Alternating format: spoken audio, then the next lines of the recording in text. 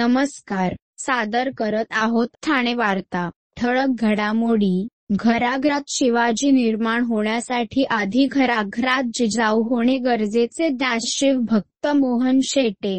ज्येष्ठ सामाजिक कार्यकर्त्या सुनंदाताई पटवर्धन यांचे अल्पशा आजाराने निधन. आणि येणाऱ्या काळात राज्याचे मुख्यमंत्री एकनाथ शिंदे हे मलंगगडाला मुक्ती दिल्याशिवाय राहणार नाहीत. श्रीकांत शिंदे यांचं प्रतिपादन. या आणि इतर घडामोडी विस्तृतपणे पण काही क्षणातच. आमच्या फेसबुक, यूट्यूब आणि संकेतस्थळाला सबस्क्राईब करायला विसरू नका.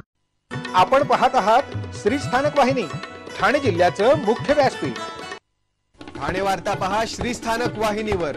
आता सकाळी 9:15 पासून रात्री 9:15 पर्यंत ठाणे वार्ता, ठाण्यातील पहिलं दृकश्राव्य माध्यम. ठाणे वार्ता आणि श्री स्थानक वाहिनीचं लाईव्ह स्ट्रीमिंग. ठाणेवार्ता.com वरील लाईव्ह स्ट्रीमवर क्लिक करा आणि अगदी मोबाईलवरही ठाणे वार्ता श्री स्थानक वाहिनीचा आनंद लुटा. यासाठी आमचं ॲप डाउनलोड करा. आपला परिसर स्वच्छ आणि सुंदर ठेवण्यासाठी ठाणे महापालिकेत सहकार्य करा. ओला सुका कचरा वेगवेगळा जमा करा आणि रोगराईपासून मुक्तता मिळवा. डॉक्टर आणि रुग्णांचं पिढ्यानपिढ्यांचं जिव्हाळ्याचं नातं म्हणजेच डॉक्टर बेडेकर हॉस्पिटल. आता अत्याधुनिक सोयी सुविधा आणि तंत्रज्ञान युक्त वंध्यत्व निवारण केंद्रात IVF आणि टेस्ट ट्यूब बेबीचीही सुविधा. डॉक्टर बेडेकर हॉस्पिटल, महर्षी कर्वेपथ, ठाणे. 65 वर्षांची निरंतर सेवा. ठाणे वार्ता पहा श्री स्थानक वाहिनीवर. आता सकाळी 9:15 पासून रात्री 9:15 पर्यंत ठाणे वार्ता, ठाण्यातील पहिलं दृकश्राव्य माध्यम. देशात प्रभू श्रीराम मंदिर उभे राहील याचा विचार आपल्यापैकी कोणीच केला नव्हता, मात्र ते राम मंदिर आज उभे राहत आहे. येणाऱ्या काळात राज्याचे मुख्यमंत्री एकनाथ शिंदे हे मलंगगडाला मुक्ती दिल्याशिवाय राहणार नाहीत, असे ठाम प्रतिपादन कल्याण लोकसभा मतदारसंघाचे खासदार डॉक्टर श्रीकांत शिंदे यांनी केले. कल्याण येथील श्रीमलंगडाच्या पायथ्याशी राज्यस्तरीय अखंड हरिनाम सप्ताह श्रीमान मलंगगड हरिनाम महोत्सव सुरू होता. अगदी दिमाखदार पद्धतीने आयोजित करण्यात आलेल्या या कीर्तन महोत्सवाच्या समारोपाच्या वेळी त्यांनी हे प्रतिपादन केले आहे. या अखंड हरिनाम सप्ताहात विविध नामवंत कीर्तनकारांनी रचलेला पायावर कळस चढवण्याचे काम अखेरच्या दिवशी महंत भ. भास्कर गिरी महाराज यांनी काल्याच्या कीर्तनातून केले. तसेच यावेळी उपस्थित वारकऱ्यांनी प्रतिकात्मक दही हंडी फोडत त्याचा प्रसाद ग्रहण केला. स्वराज्यावर चालून आलेल्या अफजल खानाचा कोथळा या महाराष्ट्रात 2 वेळा काढण्यात आला. सर्वात पहिल्यांदा छत्रपती शिवाजी महाराजांनी तर प्रतापगडावरील अतिक्रमणे सरकारने काढली तेव्हा दुसऱ्यांदा अफजल खानाचा कोथळा बाहेर काढण्यात आला. हे धर्माचे काम असून धर्माला पुढे घेऊन जाण्याचे काम आमच्या हातून होते, अशी भावना सोहळ्याचे स्वागताध्यक्ष खासदार श्रीकांत शिंदे यांनी या समारोपावेळी व्यक्त केली. तर आपल्या माध्यमातून येणारी नवीन पिढी ही आपला धर्म, संस्कृती आणि ही चळवळ अशीच पुढे घेऊन जाणार आहे. कोकण प्रांतातील या सर्वात मोठ्या अखंड हरिनाम सप्ताहासाठी पुढाकार घेणाऱ्या आणि त्याच्या यशस्वीतेसाठी झटणाऱ्या प्रल्हाद शास्त्री महाराज आणि विश्वनाथ महाराज वारिंगे या दोघांचा यावेळी पुरस्काराने सन्मान करण्यात आला. या सोहळ्याचे स्वागताध्यक्ष खासदार श्रीकांत शिंदे यांच्या हस्ते शास्त्री महाराज यांना मलंग महर्षी तर विश्वनाथ महाराज यांना शांतीब्रह्म एकनाथ महाराज पुरस्कार देऊन गौरविण्यात आले. तसेच जोग महाराजांच्या वारकरी शिक्षण संस्थेचे चिटणीस नाना यांना श्रीमान मलंगगड हरिनाम सप्ताह सोहळा आयोजकांकडून पुरस्कार देऊन गौरविण्यात आले. ठाणे महानगरपालिका क्षेत्रात दिवा, मुंब्रा, कळवा, मानपाडा या भागात अतिक्रमण आणि अनधिकृत बांधकामांवर कारवाई करण्यात आली. इमारती, अनधिकृत गाळे, बैठे बांधकाम यांच्यावर महापालिकेच्या अतिक्रमण विरोधी पथक आणि प्रभाग समिती निहाय पथकांनी ही कारवाई केली. मुख्यमंत्री एकनाथ शिंदे यांनी दिलेल्या निर्देशानुसार ठाणे महापालिका क्षेत्रात सुरू असलेल्या अनधिकृत बांधकामांवर कारवाईची धडक मोहीम सलगपणे राबविण्यात येणार आहे. दिवा क्षेत्रात जीवदानी नगर, प्रियदर्शनी अपार्टमेंटजवळ एका इमारतीच्या 5व्या मजल्यावर कारवाई करण्यात आली. तसेच दिवा पूर्व येथील दत्त मंदिराच्या शेजारी असलेल्या इमारतीच्या 6व्या मजल्याचा स्लॅब तोडण्यात आला. शिबलीनगर गेटच्या समोर 2 मजली बांधकाम पाडण्यात आले. MS कंपाऊंडमधील 2 मजल्याच्या वर कॉलम असलेल्या 3 इमारतींवर कारवाई करण्यात आली. मुंब्रा येथे नताशाच्या येथे 1 मजली बांधकाम निष्कासित करण्यात आले. कळवा येथे कुंभार आळीत एका तळमजल्याचे RCC स्लॅब आणि दुसऱ्या मजल्याच्या स्लॅबसाठी उभारण्यात आलेले सेंट्रिग आणि स्टील काढण्यात आले. तसेच वेटावा गणेश विसर्जन घाटी येथे 3ऱ्या आणि 4थ्या मजल्याचे स्लॅब ब्रेकर मशीनच्या सहाय्याने तोडण्यात आले. माजीवडा मानपाडा भागात कासारवडवली येथे रत्नतेज इमारतीजवळील बैठे बांधकाम, 3 गाळ्याचे वाढीव बांधकाम काढण्यात आले. ज्येष्ठ सामाजिक कार्यकर्त्या, प्रगती प्रतिष्ठान या जव्हार परिसरात 1972 पासून कार्यरत असलेल्या बहुउद्देशीय स्वयंसेवी संस्थेच्या संस्थापिका सुनंदाताई पटवर्धन यांचे वृद्धापकाळ आणि अल्पशा आजाराने वयाच्या 85व्या वर्षी खाजगी रुग्णालयात निधन झाले. येथील राम मारुती मार्गावर त्याचा निवास होता. वाई येथील हिंगणे स्त्री शिक्षण संस्थेच्या शाळेत त्यांनी प्राथमिक शिक्षण घेतले होते. नाशिक येथील भोसला मिलिटरी शाळेतून त्यांनी मिलिटरी ट्रेनिंग कोर्स पूर्ण केला होता. मूळच्या वाई येथील असलेल्या सुनंदाताई लग्नानंतर 1956 पासून ठाणे येथे वास्तव्यास आल्या होत्या. त्यांचे पती वसंत पटवर्धन हे सामाजिक आणि राजकीय कामात सक्रिय होते. सुनंदाताई पटवर्धन यांनी घर, संसार, कुटुंब सांभाळून आपल्या पतीसोबत सामाजिक कामाला सुरुवात केली होती. महिलांचे आरोग्य, शिक्षण, स्वावलंबन यासाठी त्या काम करत असत. तत्कालीन ठाणे जिल्ह्यातील वनवासी भागातील माणसांचे खडतर जगणे पाहून अस्वस्थ झालेल्या सुनंदाताई पटवर्धन यांनी जव्हार हे आपले कार्यक्षेत्र ठरवले. 1972 साली प्रगती प्रतिष्ठान या स्वयंसेवी संस्थेची स्थापना सुनंदाताई पटवर्धन यांनी केली. अखेरच्या श्वासापर्यंत सुनंदाताई पटवर्धन कार्यरत होत्या. कर्णबधीर विद्यालयासह जलसंधारण, कृषी विकास, नळपाणी योजना, महिला बचत गट, शेतीविषयक कामं, पोषक आहार आणि कौशल्य आधारित प्रशिक्षण यातून जव्हार आणि परिसरात शाश्वत बदल घडवून आणण्यासाठी सुनंदाताई पटवर्धन यांनी विशेष कार्य केले होते. विविध संस्था, व्यक्ती, उद्योजक यांना जोडून प्रगती प्रतिष्ठानच्या कामाचा विस्तार केला आहे. सुनंदाताई पटवर्धन यांच्या कार्याची दखल घेऊन प्रतिष्ठित 24 पुरस्कारांनी त्यांना सन्मानित करण्यात आले आहे. सुनंदाताई पटवर्धन यांच्या निधनाने जव्हार परिसर पोरका झाल्याची भावना आहे. सुनंदाताई पटवर्धन यांच्या पश्चात मुलगा, सून, मुलगी, जावई आणि 3 नातवंडाचा परिवार आहे. ठाणेकर मालमत्ता करदात्यांसाठी करातील व्याज माफी अभय योजना 31 डिसेंबर 2023 पर्यंत मालमत्ता करावरील 100% व्याज माफ. तसेच 1 जानेवारी ते 15 जानेवारी 2024 या कालावधीमध्ये मालमत्ता करावरील 75% व्याज माफ. त्याचप्रमाणे 16 जानेवारी ते 31 जानेवारी 2024 या कालावधीमध्ये मालमत्ता करावरील 50% व्याज माफ. तरी सदर व्याज माफीच्या अभय योजनेचा ठाणेकर करदात्यांनी लाभ घ्यावा. महानगरपालिकेच्या कोणत्याही संकलन केंद्रावर कर भरण्याची सोय आहे. ATM, डेबिट, क्रेडिट कार्डद्वारे कर भरण्याची सुविधा उपलब्ध करून देण्यात आली आहे. सोमवार ते शनिवार या दरम्यान सकाळी 10:30 ते सायंकाळी 5 वाजेपर्यंत संकलन केंद्राची वेळ असून करदात्यांच्या सोयीसाठी रविवारी संकलन केंद्र सकाळी 10:30 ते दुपारी 1:30 वाजेपर्यंत सुरू ठेवण्यात येत आहे. यासोबतच ठाणे महानगरपालिकेच्या propertytax.thanecity.gov.in या संकेतस्थळावर ऑनलाईन पद्धतीने मालमत्ता कर भरण्याची सुविधा उपलब्ध करून देण्यात आली आहे. तसेच गुगल पे, फोन पे, पेटीएम आणि भीम ॲपद्वारे आपला कर सुलभतेने जमा करू शकता.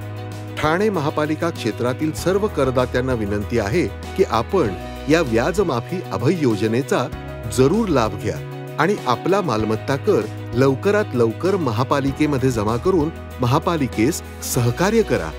धन्यवाद.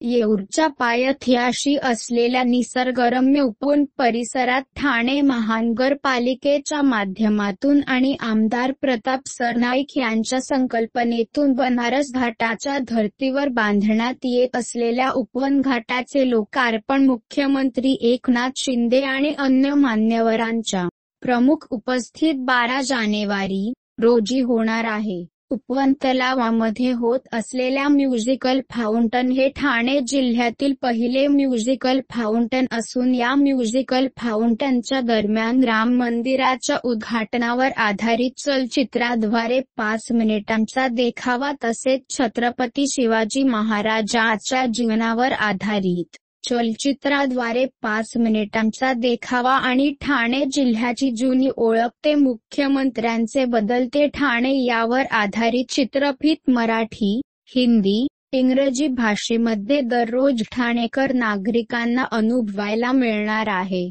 या म्युझिकल फाउंटन आणि सुशोभीकरणासाठी नगर विकास विभागाच्या माध्यमातून मुख्यमंत्र्यांनी 10 कोटीहून अधिक रक्कम दिली असून ओवळा माजिवडा विधानसभा मतदारसंघातील ठाणे महानगरपालिका हद्दीमध्ये विविध ठिकाणी आमदार प्रताप सरनाईक यांच्या संकल्पनेतून म्युझिकल फाउंटन उभारले जाणार आहेत. उपवन तलावामध्ये पहिल्यांदाच ठाणेकरांना या म्युझिकल फाउंटन आणि उपवन घाटाचा आनंद भोगता येणार आहे. उपवन घाट आणि म्युझिकल फाउंटनच्या उद्घाटन सोहळ्याचा आढावा घेण्यासाठी आमदार प्रताप सरनाईक आणि ठाणे महानगरपालिका आयुक्त अभिजित बांगर यांनी उपवन येथे जाऊन पाहणी केली. त्यावेळी या म्युझिकल फाउंटनचे प्रात्यक्षिक दाखविण्यात आले. तसेच राम मंदिराचा उद्घाटन सोहळा, छत्रपती शिवाजी महाराजांचा इतिहास आणि पूर्वीचे ठाणे ते मुख्यमंत्र्याचे बदलत्या ठाण्याचा प्रवास याची चित्रफित दाखविण्यात आली. छत्रपती शिवरायांचा 350वा शिवराज्याभिषेक दिन यंदा साजरा होत आहे. त्याच वर्षी अयोध्येत 496 वर्षांनी पुन्हा रामलल्लाचे मंदिर उभे राहत आहे. ही एक प्रकारे शिवरायांना आदरांजली असून 2024 हे वर्ष युगप्रवर्तक असेल.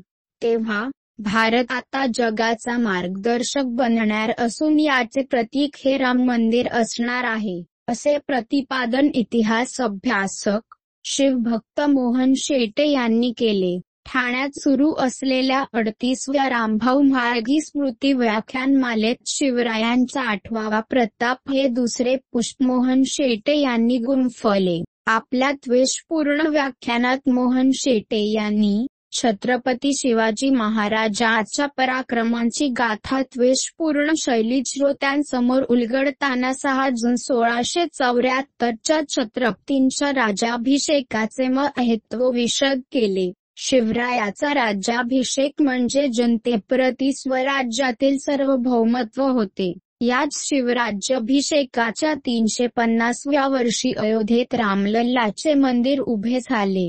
हीच शिवरायांना खरी आदरांजली असून बाबराचा एक कलंक पुसला जात आहे. 22 जानेवारी रोजी लोकार्पण होणारे राम मंदिर केवळ दगडाची वास्तू नाही तर परिवर्तन आहे.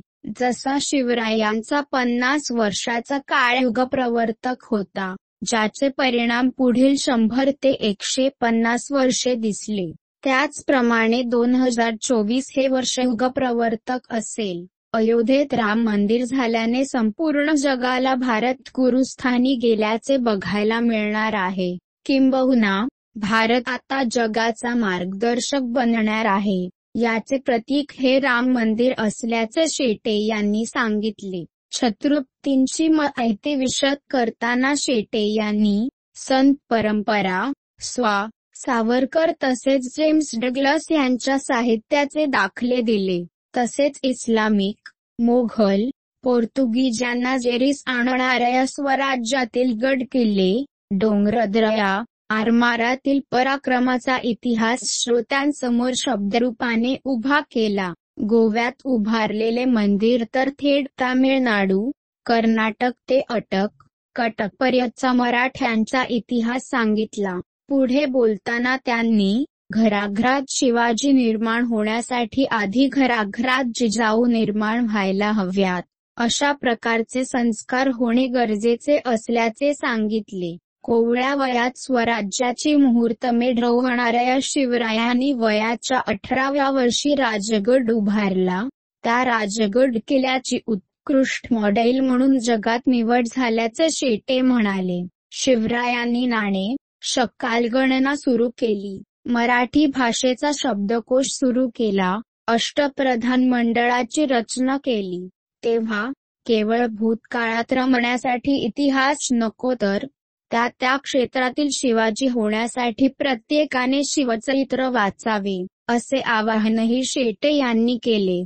शहरात सुरू असलेली रस्ते, शौचालय आणि शाळा दुरुस्तीची कामे ही 31 जानेवारीपर्यंत पूर्ण करण्याचे निर्देश आयुक्त अभिजित बांगर यांनी दिले आहेत. महापालिका कार्यक्षेत्रात सुरू असलेल्या विविध कामांचा प्रभाग समितीनिहाय आढावा बैठकीत घेण्यात आला. सद्यस्थितीत सुरू असलेली सर्व कामे अंमलबजावणीच्या अंतिम टप्प्यात आहेत. बहुतांश रस्त्यांची कामे पूर्ण झाली आहेत, तर जमीन महापालिकेची नसल्यामुळे काही कामास विलंब होत असल्याचे बैठकीत कार्यकारी अभियंत्यांकडून नमूद करण्यात आले. मात्र पावसाळ्यानंतर कामे विलंबाने तसेच टप्प्याटप्प्याने सुरू केल्याबाबत आयुक्तांनी संबंधित कार्यकारी अभियंत्यांना याचा जाब विचारत याबाबत आवश्यक तो पत्रव्यवहार आणि पाठपुरावा करून सदर कामे युद्धपातळीवर पूर्ण होतील या दृष्टीने सर्वांनी सजग राहून काम करण्याचा इशारा दिला.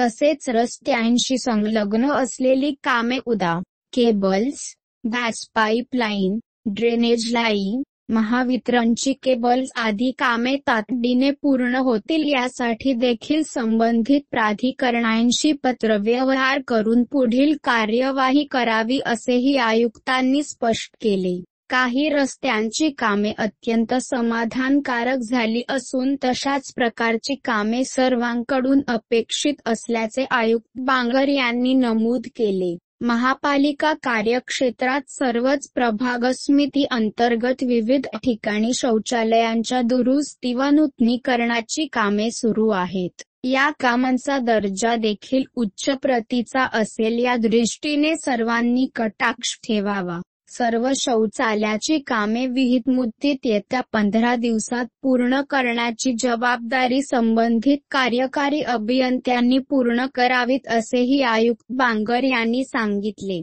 शहराचा विकास करत असताना महापालिकेच्या शाळा देखील सुस्थितीत असणे आवश्यक आहे. महापालिका शाळांमध्ये शिक्षण घेत असलेले विद्यार्थी हे गोरगरीब कुटुंबातील असतात.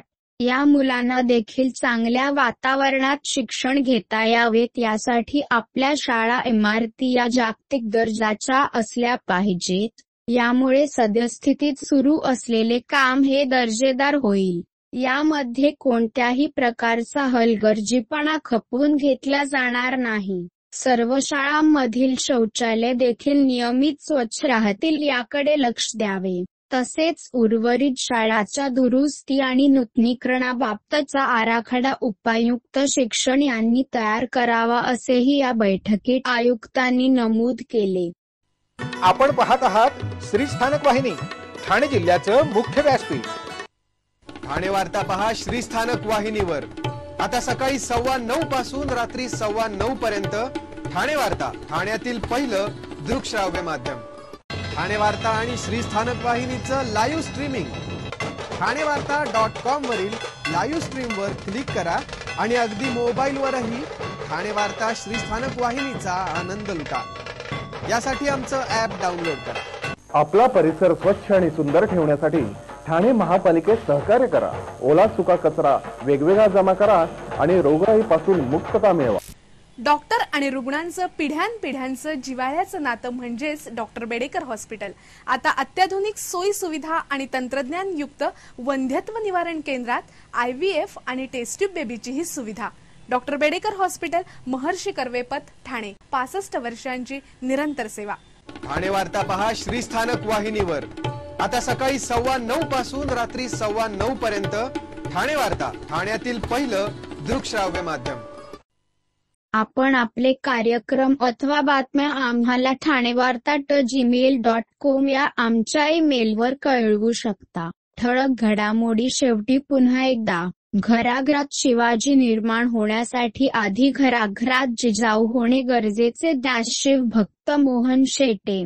ज्येष्ठ सामाजिक कार्यकर्त्या सुनंदाताई पटवर्धन यांचे अल्पशा आजाराने निधन. आणि येणाऱ्या काळात राज्याचे मुख्यमंत्री एकनाथ शिंदे हे मलंग गडाला मुक्ती दिल्याशिवाय राहणार नाहीत. श्रीकांत शिंदे यांचं प्रतिपादन. या होत्या ठाणे वार्ता. आपली एखादी बातमी बघायची राहून गेल्यास आपण आमच्या ठाणेवार्ता.in या संकेतस्थळाला किंवा फेसबुक पेज तसंच यूट्यूबचे चॅनेलला अवश्य भेट द्या. मग पुन्हा भेटू पुढील बातमीपत्रात फक्त श्रीस्थानक वाहिनीवर. धन्यवाद.